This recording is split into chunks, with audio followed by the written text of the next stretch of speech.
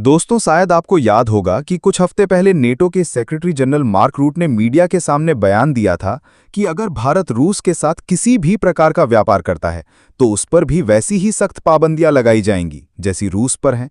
भारत को हमारे नियम मानने होंगे, नहीं तो उसे भी परिणाम भुगतने होंगे। ये एक सीधी धमकी थी जो भारत की संप्रभुता पर, उसकी विदेश नीति पर और उसके स्वाभिमान पर चोट थी। लेकिन शायद नेटो भूल गया कि यह वही भारत है जिसने इतिहास में कई बार ऐसी धमकियों को चुनौती दी है।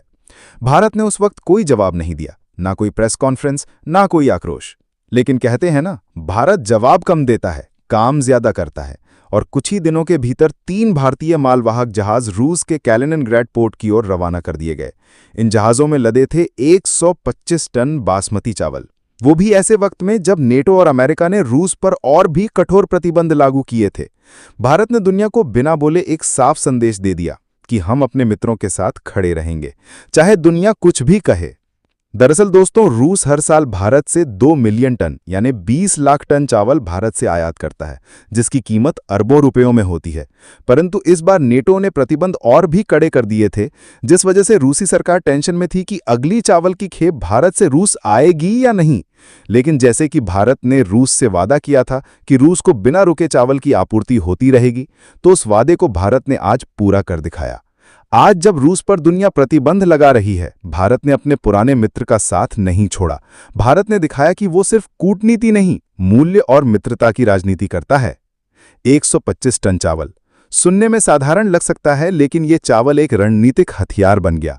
रशियन मीडिया आरटी और टास ने रिपोर्ट दी कि भारत से आई ये खेप रूस के मॉस्को, सेंट पीटर्सबर्ग और अन्य शहरों में भेजी जाएगी। रूस की जनता भारत के बासमती चावल को बेहद पसंद करती है, क्योंकि उसमें न केवल स्वाद है बल्कि स्वास्थ्य भी छिपा है। भारत ने ये खेप भेजकर रूस की जनता को एक भावनात्मक संदेश भी दिया, भारत तुम्हारे साथ है। दोस्तों, जब नेटो की चेतावनी आई थी तो रूस की मीडिया और यहां तक कि कुछ यूरोपीय रिपोर्ट्स ने आशंका जताई थी कि शायद भारत अब खेप ना भेजे। लेकिन भारत में एक नहीं, 5 खेपों में चावल पहुंचाए, बिना किसी खौफ के, बिना किसी माफी के। भारत सरकार ने कहा, हम स्वतंत्र राष्ट्र हैं, हम अपनी नीति खुद बनाते हैं।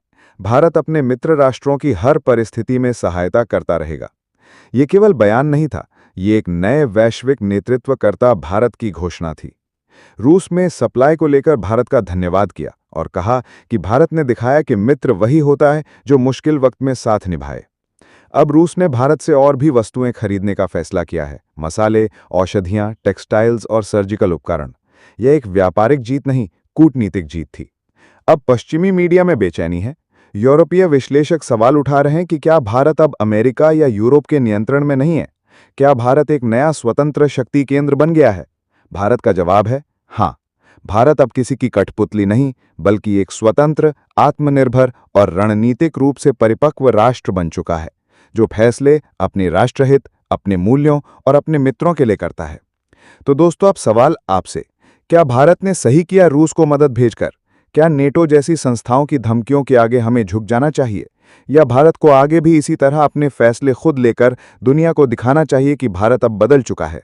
अपनी राय नीचे कमेंट में जरूर दें, और अगर आपको ये वीडियो पसंद आया हो तो इसे लाइक करें, अपने दोस्तों के साथ शेयर करें और चैनल को सब्सक्राइब करना ना भूलें। जय हिंद, जय भारत।